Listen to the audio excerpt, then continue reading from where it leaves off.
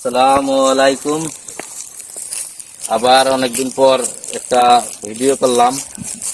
কারণ একটা ভিডিও দেখেন, আমি এই জমিতে কিছু শাক করছিলাম, আবাদ করছিলাম, পাটের শাক।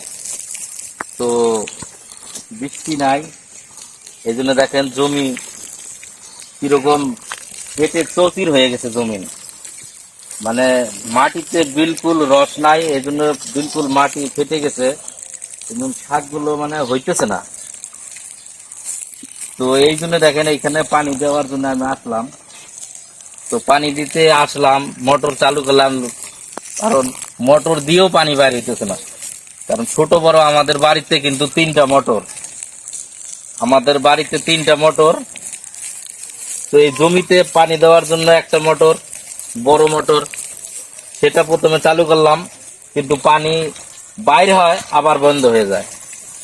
কারণ অনেকদিন থেকে বৃষ্টি নাই, তাই পানি হয়তো পাতালে চলে গেছে। এখন হয়তো যে বোর্ডিং করছে সে বোর্ডিং হয়তো পানি হাতে পাইতেছে না, এখন নতুন করে আবার বোর্ডিং করতে হবে। তারপরে আমাদের আমাদের ওই গরুর ঘরের ওইখানে আমাদের আরেকটা মোটর আছিল, সেই মোটর থেকে পরে পাইপ জোড়া দিয়ে আমি এই পাটের শাকের মধ্যে তো পানি দিতেছি। দেখা যাক যদি পানি দেওয়ার পরে শাকগুলো হয়।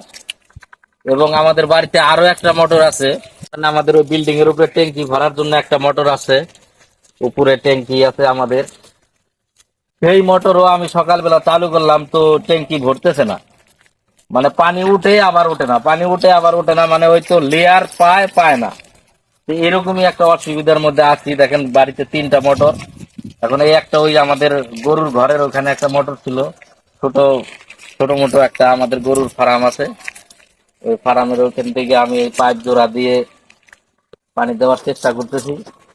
তো আমি আমার এতটুকু বয়সেও আমি আজ পর্যন্ত দেখি নাই এরকম বা সমস্যাতে পড়ি নাই, যে বাড়িতে তিনটা মোটর থাকতেও নিচে থেকে পানির লেয়ার পাচ্ছে না। এতটুকু বয়সে আজ পর্যন্ত দেখি নাই যে এরকম হয়। তো এটাও হয়তো আল্লাহর একটা নীলা খেলা। তারপরেও আপনাদেরকে সবাইকে করি, আমি একটু অনুরোধ করি, আপনারা নামাজ পড়বেন 5 ওয়াক্ত, আল্লাহর কাছে হাত তুলে দোয়া করবেন, আল্লাহ যেন অতি তাড়াতাড়ি বৃষ্টির ব্যবস্থা করেন। আমিও নামাজ পড়তেছি, আমিও আল্লাহর কাছে 2 হাত তুলে দোয়া করতেছি, আপনারাও দোয়া করেন।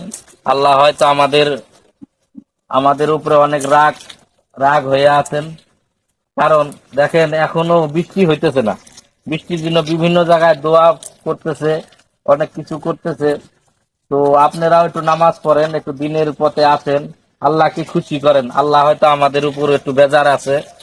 তো আপনারা নামাজ পড়েন, নামাজ পড়ে আল্লাহর কাছে দোয়া করেন। যদি বৃষ্টি না হয় তাহলে তো বিপদ, জমিতে ফসল হবে না।